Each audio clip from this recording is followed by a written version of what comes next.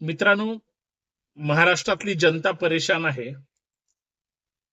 शेतकऱ्यांची जी पिळवणूक होते, आज बहुतांश शेतकऱ्यांकडे ट्रॅक्टर आहेत. इतर शेतामध्ये चालवणारे यंत्रसामुग्री आणि साहित्य आहे.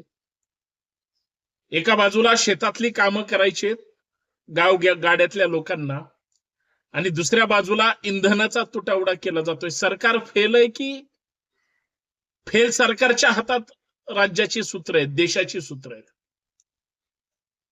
मला इतकं वाईट वाटतं की मला म्हणजे ज्या वेळेस या पेट्रोल दरवाढीच्या, डिझेल दरवाढीच्या आणि पेट्रोल पंपावर डिझेलच्या तुटवड्याच्या बातम्या ज्यावेळेस मी स्वतः अनुभवल्या आणि पाहिल्या, मन उद्विग्न झालं की सर्वसामान्य जनतेचं काय होणार.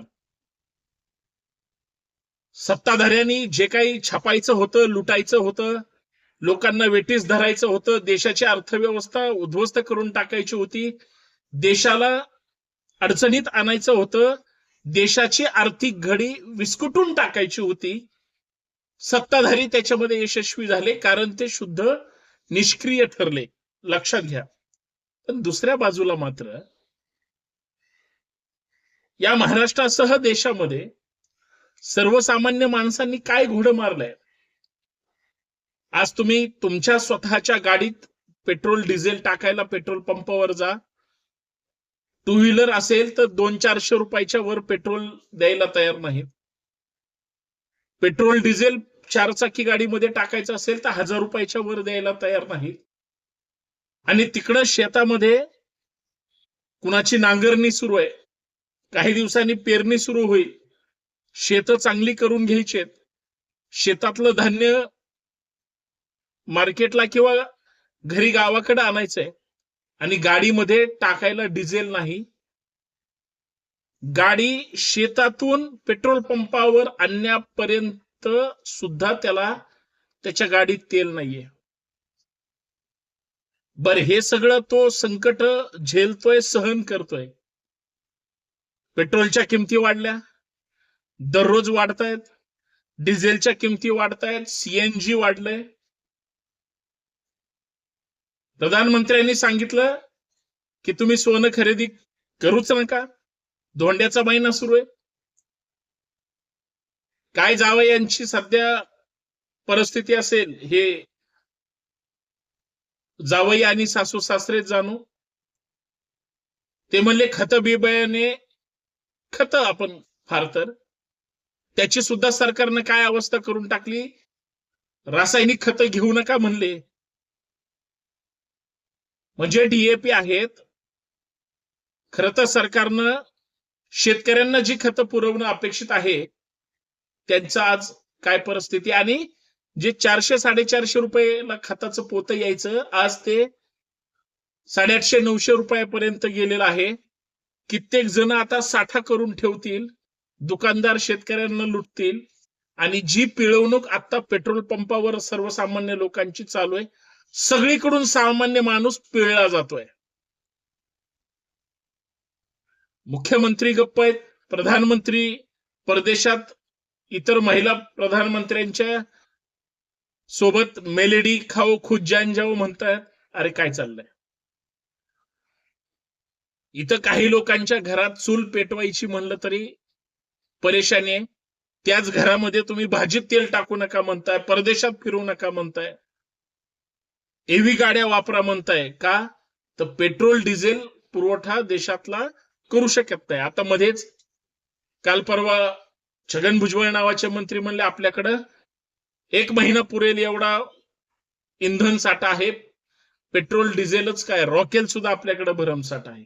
आता सध्या रॉकेल कुठं वापरतात हे फक्त छगन भुजबळांना जाऊन विचार. राज्याची विदारक अवस्था आहे, आर्थिक घडी बिघडली, मुख्यमंत्री बोलायला तयार नाहीत. राज्यानंच, अर्थात राज्याच्या कारभाऱ्यांनीच राज्याला जर केंद्राच्या दावणीला निहून बांधलं असेल, आणि केंद्रातले नेते जर देशाची अर्थव्यवस्था सुधारू शकत नसतील, तर महागाई नावाचं भूत महाराष्ट्रासह देशाच्या जनतेच्या मानगुटीवर बसणार आहे, याला जबाबदार कोण?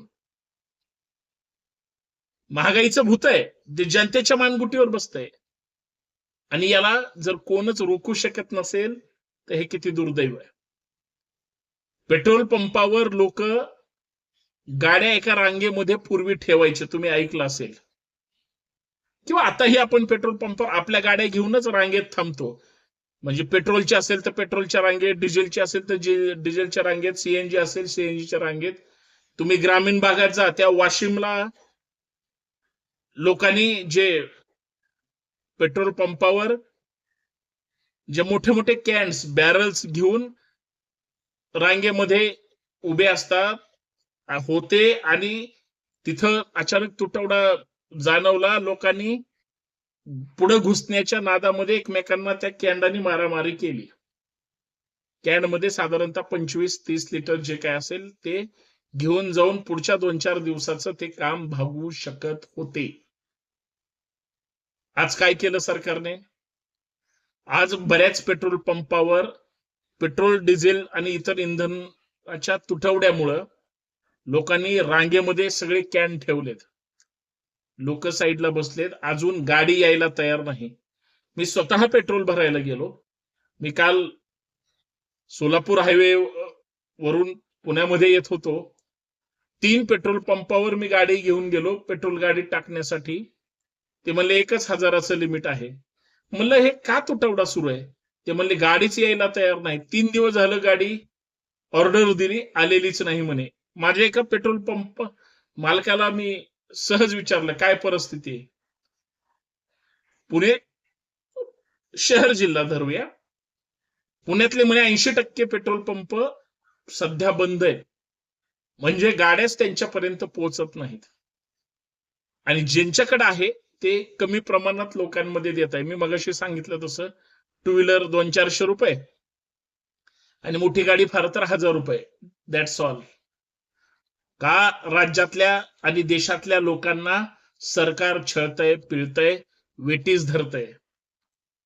आणि हेवी गाड्या वापरा म्हणजे 5-10 लाखाची गाडी सोडायची आणि 25-30 लाखाची गाडी घ्यायची. अरे धंदा.